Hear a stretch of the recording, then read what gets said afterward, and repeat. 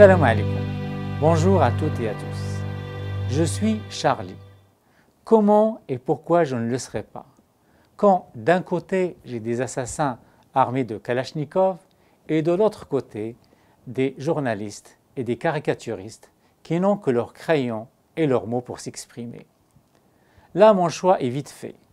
Je ne me demande même pas qui je suis, ni qui sont les bourreaux ou les victimes, ou quel est le délit qu'auraient commis ces victimes pour mériter un tel sort. Les exécuter de cette façon barbare qui dépasse tout entendement, c'est reconnaître la puissance de la liberté d'expression. Mais les terroristes, eux, n'y vont pas par quatre chemins. Tu déranges, on t'anéantit. Avant de vous parler de 2015, j'aimerais saluer mes confrères les caricaturistes qui restent de vrais artisans indémodables de l'information et qui sont parvenus, durant cette année spéciale, à nous offrir des dessins empreints de philosophie et d'humour dans des contextes souvent difficiles. Dans mon dernier édito, lors de mon bilan 2014, j'avais rendu hommage aux caricaturistes qui sont avant tout des confrères. Mais en plus de cette affinité journalistique, l'autre proximité que j'ai avec eux, c'est que je suis moi-même graphiste de formation et dans ma carrière de plus de 25 ans, ma motivation était et est toujours de repousser les limites du permis, refuser le conventionnel et les stéréotypes et s'amuser à taquiner l'ordre établi. J'ai même changé de ciel pour jouir de plus de liberté pour le faire. Je comprends donc que ces caricaturistes de talent aient été tentés de toucher au câble de haute tension en matière de liberté d'expression. Non pas forcément par haine ou mépris, mais juste parce que leur jouissance extrême, c'est de frôler ces lignes rouges que personne n'ose approcher. Tout comme n'importe quel aventurier, passionné, qui veut à chaque nouvelle expérience se surpasser et repousser encore plus ses limites en quête d'adrénaline. Les caricaturistes de Charlie Hebdo se sont amusés de la politique et des politiciens, de la France et des Français, des religions, de toutes les religions, de notre hypocrisie sociale et de nos différentes idioties humaines.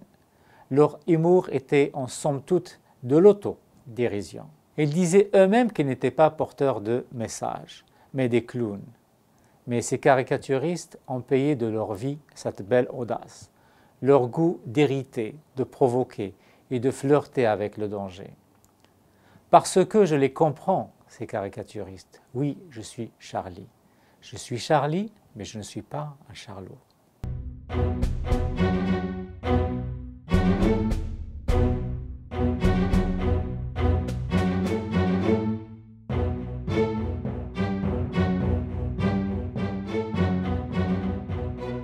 Que je défende la liberté d'expression et leur droit d'exercer leur travail ne veut dire en aucun cas que je cautionne leur ligne éditoriale. Je n'avais pas trouvé intelligent, ni courageux, et encore moins drôle leur acharnement envers l'islam et les musulmans.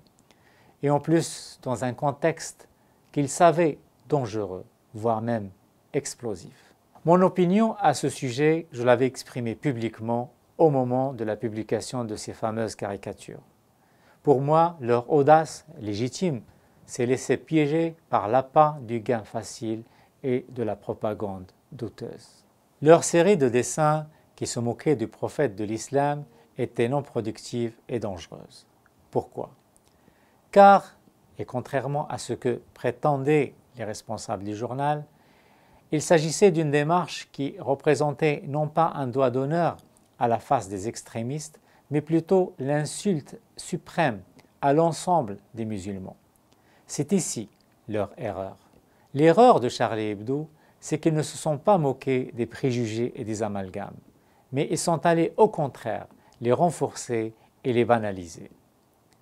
Consciemment ou inconsciemment, ils ont rendu un grand service aux chevaliers de la haine, qu'ils soient des extrémistes musulmans ou des racistes de tout acabit. Et ce qui est regrettable, c'est qu'en s'attaquant au symbole de l'islam de cette façon, ils ont tout simplement donné de la munition aux extrémistes pour légitimer leur présence et renforcer leur pouvoir auprès des musulmans français qui, pour le rappel, vivent dans ces ghettos de la honte appelés HLM. Pire que ça, ils se sont mis à dos la quasi-totalité des musulmans qui auraient pu avoir de la sympathie envers Charlie Hebdo s'ils s'étaient attaqués d'une manière plus profonde et constructive à l'extrémisme, à la violence et au racisme. Tout le monde peut commettre des erreurs de jugement ou carrément opter pour une vision hostile envers quelqu'un ou une catégorie de personnes. Mais malheureusement, ces créatifs et journalistes étaient lâchement tués par des terroristes. Et cela ne devait pas et ne devrait jamais arriver. Et pour ça, je suis Charlie. Ce qui est arrivé en France est en effet un nouveau 11 septembre, surtout pour les médias et les journalistes. Mais ce n'est hélas que la goutte qui a débordé le vase. En 2014, 66 journalistes, 11 collaborateurs et 9 nets citoyens et citoyens journalistes ont été tués. Rien qu'en Syrie, 15 journalistes ont trouvé la mort et 7 en Palestine. Le 7 janvier donc, Kabu, Sharp, Tignos, Wilinski, Honoré et les 7 autres victimes sont morts à l'issue de l'attentat à la rédaction de Charlie Hebdo. Les caricaturistes du monde entier ont tenu à leur rendre hommage, chacun à sa façon.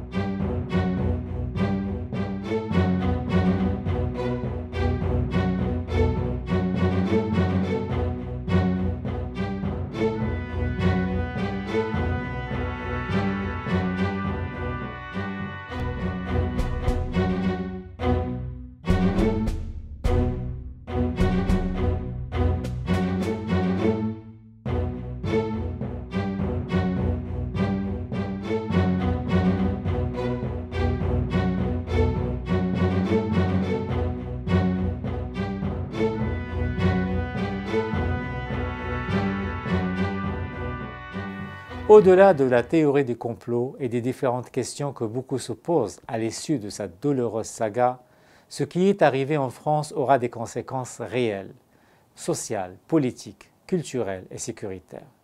Les musulmans, malheureusement, en paieront la grande part. Et comme le monde est rendu un petit village, l'onde de choc s'est ressentie même ici, chez nous, au Québec et au Canada. J'espère vraiment que tout le monde soit conscient, à présent, qu'il faut préserver notre paix sociale et notre bon vivre ensemble. J'espère que les partis politiques et les médias ne jouent pas avec le feu quand ils abordent des questions qui touchent les spécificités des différentes communautés qui font notre belle mosaïque. J'espère que le Parti libéral travaille sur ce fameux projet des accommodements raisonnables pour en finir une fois pour toutes. C'est en le voulant réellement que nous pourrons vivre ensemble en paix et dans le respect mutuel. Comme on peut céder à l'envie de démolir les religions et leurs symboles, on peut aussi œuvrer joyeusement pour le rapprochement, la paix et pour déconstruire les préjugés. C'est aussi une manière de barrer le chemin à toute forme d'extrémisme. Le samedi 10 janvier, j'ai assisté à une fête du Mawlid, la naissance du prophète Mohammed. C'était convivial et apaisant. Mais j'étais surtout agréablement surpris lors de cette célébration par la participation d'une belle chorale juive. J'ai également profité pour discuter avec Cheikh Omar Kone qui participait à cet événement. Un personnage aimé par certains et dénigré par d'autres, mais dont les paroles demeurent pour moi justes et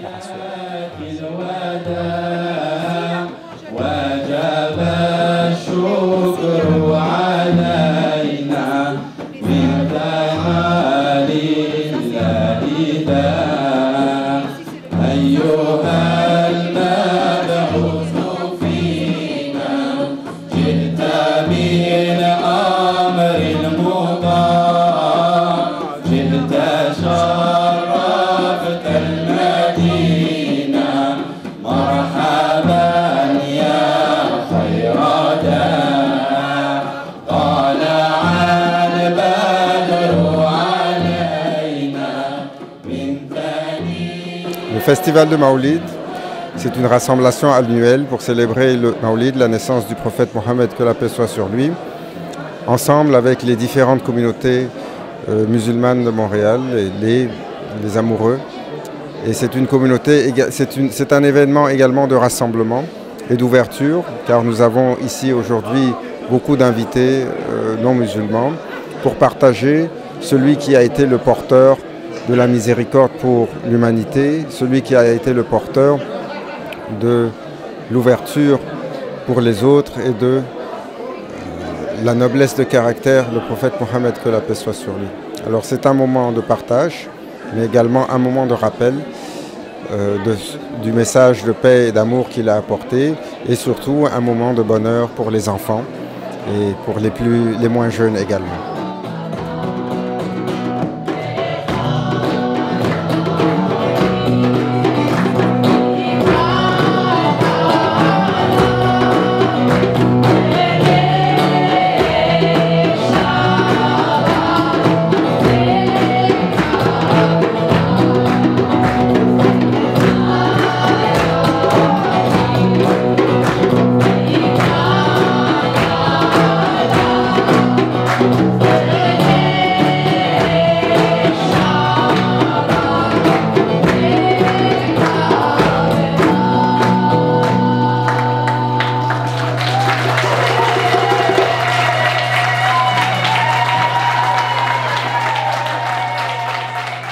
Rien en islam ne justifie d'abord de se faire justice. Et rien en islam ne justifie de prendre une vie, de prendre une vie même pour défendre soi-disant l'honneur du prophète Mohammed, que la paix soit sur lui. Les actions ont porté plutôt atteinte à son nom, à son intégrité et à son aura du bien-aimé de la personne la plus exceptionnelle jamais créée. Et malheureusement, cela n'est pas assez décrié. Nous nous sommes décrochés du modèle prophétique. Et c'est important de le souligner parce qu'aujourd'hui, ce sont ce genre de gestes-là qui portent atteinte au nom de l'islam, qui portent atteinte à la figure du prophète sallallahu alayhi wa sallam, qui portent atteinte à l'intégralité des musulmans. Parce que vont s'en suivre tellement de mesures discriminatoires, tellement de mesures d'humiliation. Pourquoi cela ? N'avons-nous pas assez de temps à s'occuper de nous-mêmes et de nos défauts caractériels? Avons-nous fini de regarder tous les côtés bas que nous avions dans nos propres caractères? N'y a-t-il pas tellement de causes pour lesquelles nous devons nous occuper? N'y a-t-il pas tellement d'orphelins, tellement d'opprimés? Pourquoi aller dans un jeu politique qui est simplement une œuvre maléfique?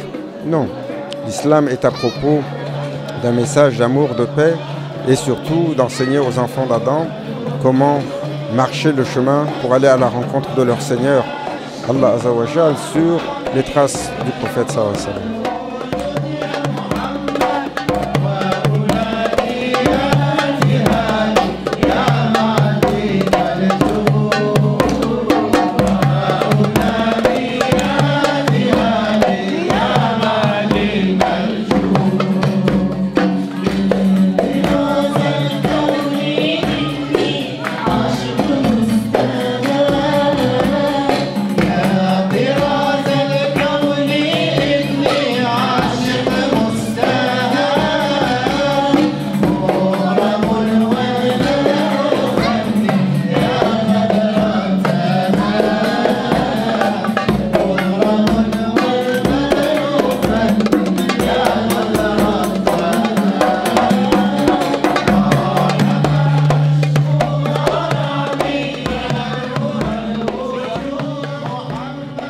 Durant cette dure épreuve française, il y a eu cette vidéo épouvantable, cette image de ce policier déjà à terre, blessé, et que les terroristes ont couru pour l'achever sans état d'âme.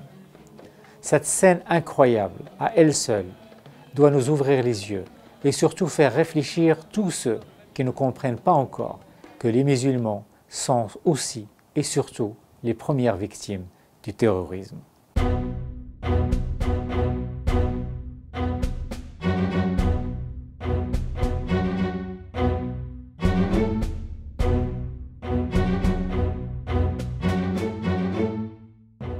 Ahmed Merabet était musulman et comme ses deux collègues, il est lui aussi mort pour la France et la liberté. Alors j'aimerais dire que je suis aussi Ahmed. Je m'identifie à lui car il est mort comme ses deux collègues pour la même cause et par la même machine meurtrière sans aucune distinction. Ils sont tous morts pour la France. Mais il est urgent à présent de reconnaître l'apport de Ahmed, de son père et de son grand-père à cette France dont on parle. Ahmed doit être un symbole également pour lutter contre le racisme et pour dissiper les amalgames. Français, d'origine algérien et de confession musulmane, très fier de s'appeler Ahmed Merabet, de représenter la police française et de défendre les valeurs de la République. Liberté, égalité, fraternité. À force de détermination, il a obtenu son diplôme d'officier de police judiciaire et devait prochainement quitter le terrain. Ses collègues le décrivent comme un homme d'action passionné par son métier. Ahmed, homme d'engagement,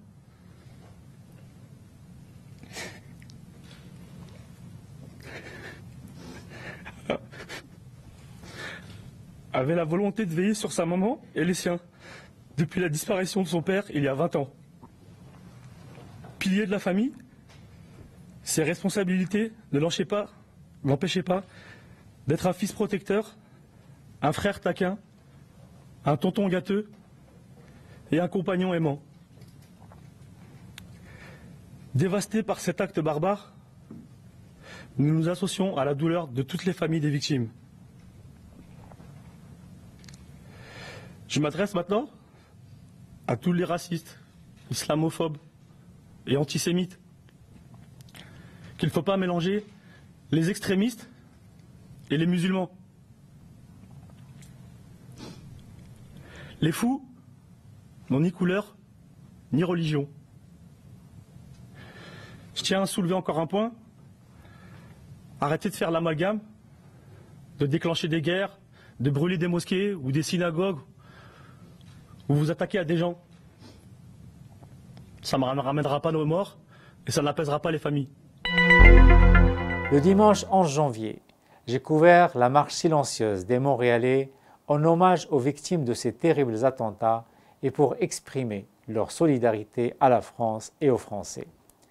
Voici un bref aperçu, sachant que le résumé complet est disponible sur notre site à cette adresse. De la patrie, le jour de gloire est arrivé. Contre nous de la tyrannie, l'étendard sanglant est levé. L'étendard sanglant est levé. Entendez-nous dans nos campagnes, ces féroces soldats. Ils viennent jusque dans nos bras, égorger nos fils et nos compagnes. Aux armes citoyennes, formez vos bataillons. Marchons, marchons, qu'un sang impur abreuve nos sillons. Cet terrible attentat a ravivé en moi un triste souvenir qui date du 22 juillet 1987. Il s'agit de l'assassinat du caricaturiste palestinien Naji Al-Ali à Londres. Ce dessinateur à lui seul avait réussi, grâce à son petit personnage Hamdallah, à grincer les dents d'Israël et de certains dirigeants arabes. Hamdallah symbolisait un pauvre enfant, réfugié palestinien de 10 ans. Il était omniprésent dans toutes les caricatures de Naji Al-Ali, le dos tourné au monde, comme pour dénoncer l'indifférence et la trahison du monde envers le peuple palestinien. À l'époque, il n'existait pas de réseaux sociaux, mais je m'en rappelle, j'avais moi-même reproduit quelques-uns de ses dessins mordants et les ai offerts à une amie qui était très touchée par sa mort tragique. Sans vouloir insinuer quoi que ce soit, 28 ans plus tard, la France reconnaît l'État palestinien et quelques jours, elle fait le deuil des caricaturistes de Charlie Hebdo. À ce propos, certains médias viennent de rappeler que le grand caricaturiste Ciné avait été viré de Charlie Hebdo en 2008 pour avoir tenu dans une chronique des propos qualifiés d'antisémites liés au projet de mariage de Jean Sarkozy. Et là, quand je dis que je ne suis pas un charlot, je veux dire entre autres qu'en France, le pays des libertés, on ne peut pas encore parler ou se moquer de tout. Certains s'y sont essayés et se sont retrouvés comme des lépreux, boudés par tous. Alors entendons-nous que quand on parle de liberté d'expression et de démocratie en général, tout reste relatif. À la mémoire de Naji El-Ali, et pour toi, Fouzia, et parce que je suis aussi Naji El-Ali et Hamdallah, voici ces quelques belles planches de ce caricaturiste militant, assassiné en 1987 pour la cause du peuple palestinien.